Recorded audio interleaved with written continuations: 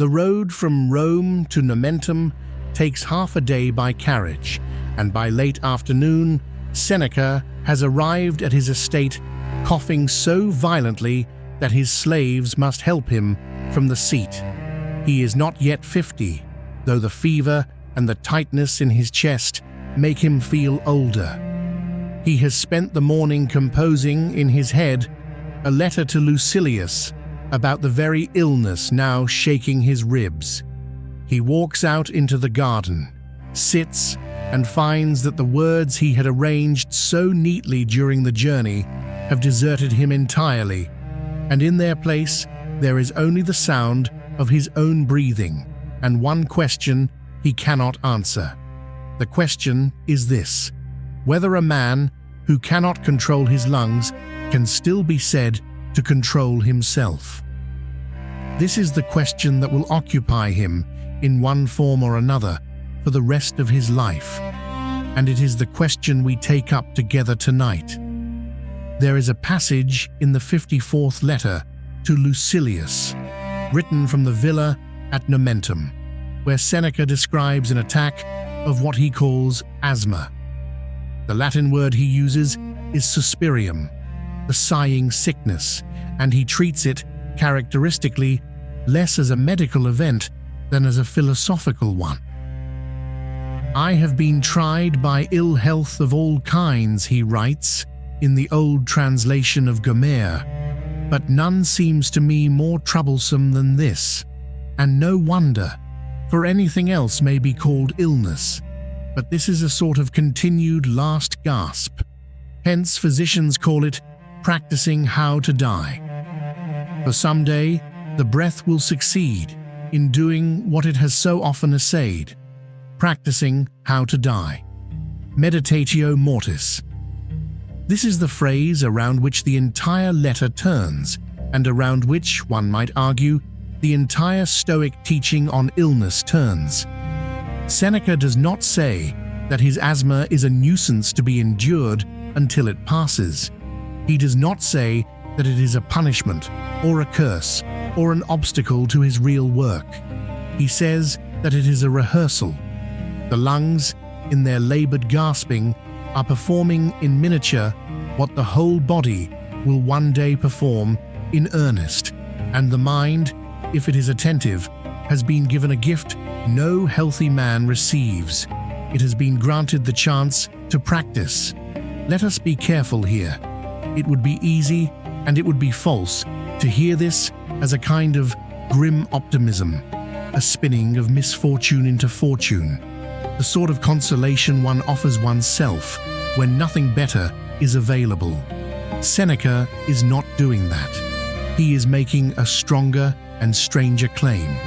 He is claiming that illness, rightly considered, is not a subtraction from the philosophical life, but a component of it. The sick body is not an interruption of thought. The sick body is where a certain kind of thought becomes possible. Consider the structure of the claim. For the Stoic, the goods of the body, health, strength, comfort, longevity, are what Zeno and his successors called preferred indifference. They are to be chosen when they are available, and their loss is not to be pursued for its own sake, but they belong to the category of things that lie outside the will. They are not, in the strict sense, ours. What is ours is the assent we give or withhold, the judgment we form, the response of the ruling faculty within us to whatever presents itself. And so when the body sickens, the sickness has not touched the self. It has only presented the self with material. The principle we are examining tonight, then, is this: that illness is a discipline of the mind, not of the body. The body is disciplined by the illness whether the mind consents or not. The mind is disciplined only if it consents to be. And Seneca, alone in his garden at Nomentum, coughing until his ribs ache, is making the small and enormous decision to consent.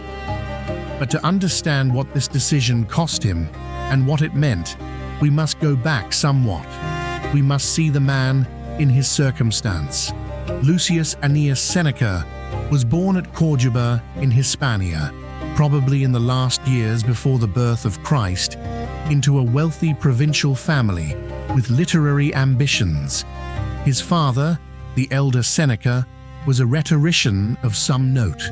He was brought as a boy to Rome, where he studied under the Stoic Attalus and the school of the Sexti, and where he acquired, along with his philosophy, the frail constitution that would afflict him for the whole of his life. He suffered from what appears to have been tuberculosis or perhaps chronic bronchitis compounded by asthma. As a young man, he traveled to Egypt to recover his health under the care of his aunt, whose husband was prefect there, and he spent nearly a decade in that country before returning to Rome to begin his political career. He tells us, in one of his letters, that as a young man, his illness became so severe that he contemplated ending his own life, and that only the thought of his father, who could not have borne the grief, restrained him. "I commanded myself to live," he writes. "Sometimes it is an act of bravery even to live. Aliquando et vivere fortiter facere est." This is the sentence to which we must return. Sometimes it is an act of bravery even to live. It is not, on its face, a Stoic commonplace. The Stoics were famously indifferent to the duration of life, and they permitted, under sufficient conditions, the reasoned departure from it. But Seneca, writing from decades later, from the vantage of a man who has continued to live despite every physiological argument against it, is telling us something specific.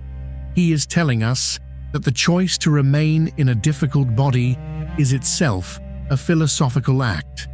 The choice is not made once, it is made every morning.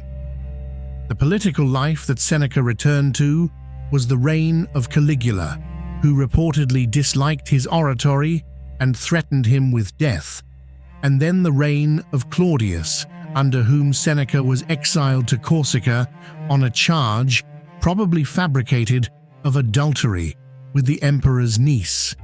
He spent 8 years there. He wrote consolations, treatises, letters. He complained bitterly in some passages and philosophically in others, and one imagines the sea wind on that rocky island doing his lungs no favors at all.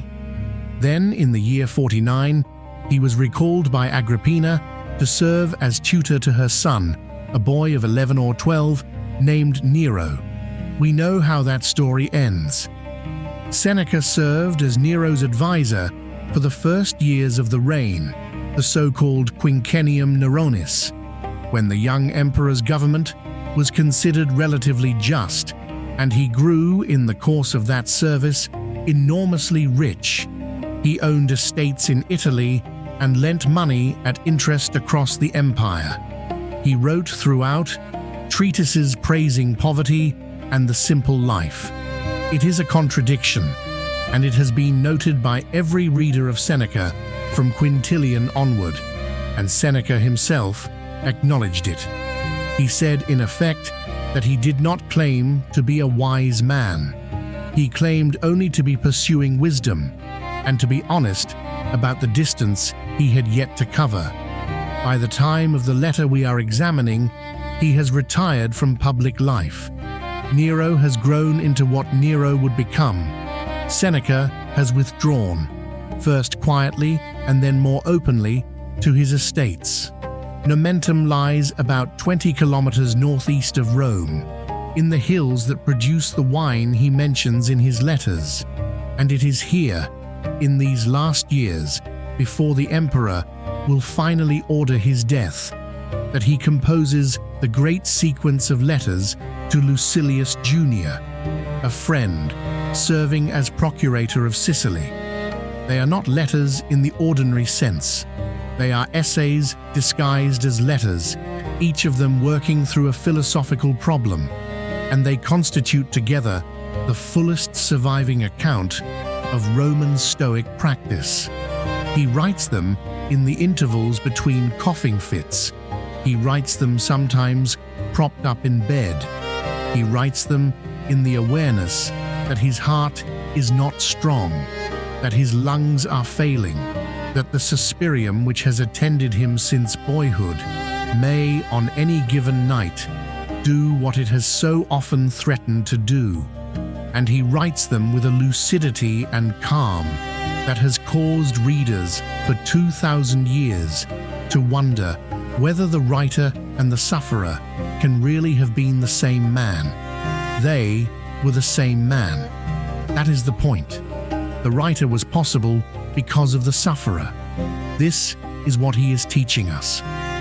Let us return to the 54th letter and to the garden at Nomentum.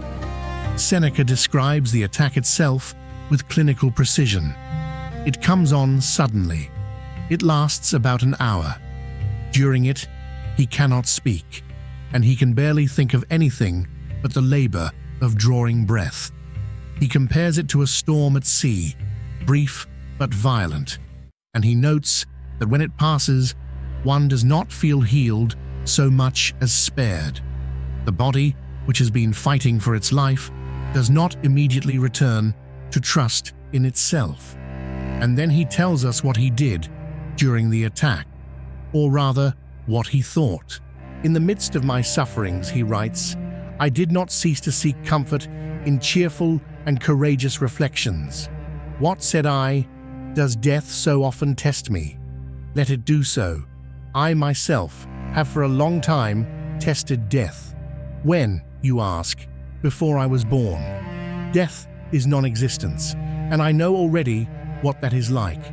It will be the same after me as it was before me. Idem erit post me, quod ante me fuit. The same after me as it was before me. This is the ancient Epicurean argument against the fear of death, which Seneca borrows without embarrassment. He is a Stoic, but he raids the Epicurean garden whenever he finds something useful there, and this argument is among the most useful. The self did not suffer before it existed. The self will not suffer after it ceases to exist. The fear of death is a fear of nothing, projected backward from the imagination of the living. But notice what Seneca has done with this argument. He has not merely rehearsed it, he has deployed it. He has taken a philosophical proposition, one that he has surely written about a dozen times before, and he has held it in his mind during an episode of physical crisis, and he has found it to work. It is like a man who has practiced swimming in calm water and now, in a squall, discovers that the strokes are still there. This is what he means by meditatio mortis. The rehearsal is not morbid, it is not obsessive. It is not the constant contemplation of one's mortality as a spur to productivity in the way certain modern readings of Stoicism have suggested. It is something simpler and more austere. It is the practice, in small ways and in ordinary occasions, of the mental moves one will need to make when the great occasion arrives. The asthma attack is a small death. If the mind can hold its ground during a small death, it will be prepared to hold its ground during the large one. And notice further what Seneca does not say. He does not say that the attack is easy. He does not say that philosophy has abolished the suffering. He says that during the suffering, he sought comfort in reflections, and that the reflections helped. The body was still afraid. The chest still burned. The philosopher does not become a stone. The philosopher becomes a mind that can operate even while the body is afraid. There is a passage elsewhere in the letters, the 78th, where Seneca returns to this subject at greater length. He is writing to Lucilius, who has himself fallen ill, and he offers what amounts to a theory of the philosophical use of sickness. Pain, he writes, is not a serious matter if opinion has added nothing to it. If, on the other hand, you begin to encourage yourself and to say, it is nothing, or at any rate, it is slight, let us endure it. It will soon come to an end. You will make the pain slight by the very fact of thinking it so. He knows this sounds like sophistry. He anticipates the objection. He acknowledges that some pains are severe enough to overwhelm any opinion one might hold about them, and he does not pretend otherwise. But he insists that in the ordinary run of illness, the suffering the mind adds to the body's suffering is often greater than the body's suffering itself. The fever is real. The dread of the fever, the resentment of the fever, the imagined future in which the fever never ends. These are the mind's contributions, and these can be withdrawn. He gives Lucilius 3 specific counsels.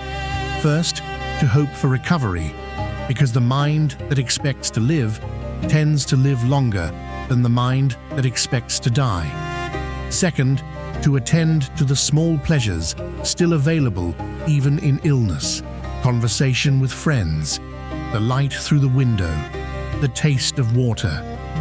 Third, and most important, to consider that the illness is providing something the healthy life could not provide, an occasion for the exercise of virtue. It is quality, he writes, rather than quantity that matters. Non quam diu, sed quam bene. Not how long, but how well. This is the sentence that hangs, in a sense, above the entire correspondence. Not how long, but how well. It is the criterion by which a life is measured, and it is the criterion by which the philosopher, sick in bed, judges whether he is still doing his work. The work is not composition. The work is not politics. The work is the response of the ruling faculty, moment by moment, to what is presented to it. And the sickbed presents as much material as the Senate House. Let us think now about what Seneca is teaching, and let us try to state it plainly, without ornament. He is teaching that the body belongs to nature, and that nature will do with the body what it wishes. This is not a defeat, it is a fact. To resist the fact is to add suffering to suffering. To accept the fact is to withdraw from the body the excessive attention we have granted it, and to return that attention to the place where it can actually accomplish something, which is the mind itself. He is teaching that illness is not an interruption of the philosophical life, but a school within it. In health, we can pretend to be philosophers. Illness reveals whether we are. The propositions we have entertained in comfort are tested in discomfort, and the ones that survive the test are the ones we can genuinely be said to hold. Everything else was decoration. He is teaching further that the anticipation of one's own dying is not a shadow across life, but a light within it. The man who has thought about death, who has rehearsed his response to it in small ways, is freer than the man who has refused to think about it. The refusal does not abolish the death. It only ensures that the death, when it comes, arrives to a mind that has not prepared itself. Seneca has watched too many friends die badly to permit this. He wishes, when his time comes, to die as he has lived, which is to say, attentively. He is teaching, finally, that the discipline of illness is not an achievement to be displayed, but a practice to be sustained. He is not writing to Lucilius in order to boast about his own composure. He is writing to remind himself, in the act of writing, of what he must continue to do. The letter is not a report of a completed lesson. The letter is the lesson still being learned in the presence of a friend who is also learning it. There is a further point, and it is one we should not pass over. Seneca does not despise the body. He does not treat it as a prison or a corpse to be carried around. This is a caricature of Stoicism that arises sometimes in the reading of the later, more austere Stoics, and it has been retrofitted onto Seneca in ways that misread him. Seneca loved good conversation, good wine when his stomach permitted it, the garden at Nomentum, the sight of the sea, the company of his young wife Paulina. He was not a man who thought the body was contemptible. He was a man who thought the body was not the self, and who thought that confusing the two was the great error from which most human unhappiness proceeded. The illness, in his account, is not a punishment inflicted on a self that deserves better.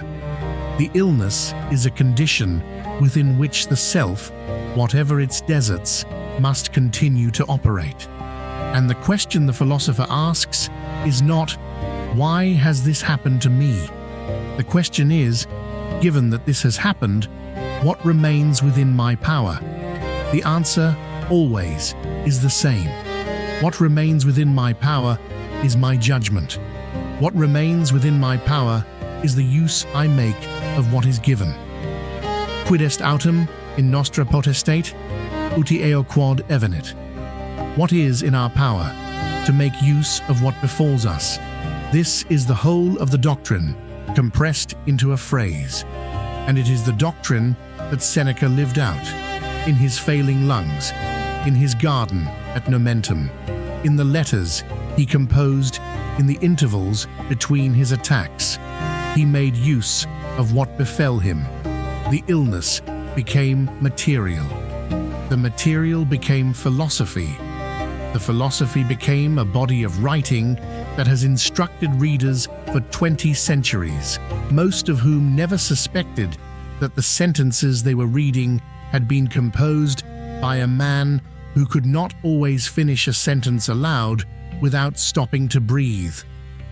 There is one final point to make, and then we shall let the philosopher rest.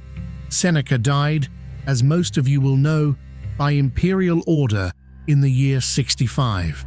Nero, having discovered or having invented a conspiracy against his life, sent a centurion to demand that Seneca open his veins. The account we have from Tacitus describes the death in detail. Seneca embraced his wife, who wished to die with him. He opened his veins, but his old body, thinned by years of illness and abstemious diet, would not bleed quickly enough. He took hemlock, which also failed. Finally, he was carried into a warm bath, where the vapor suffocated him. It was not a quick death. It was not a clean death.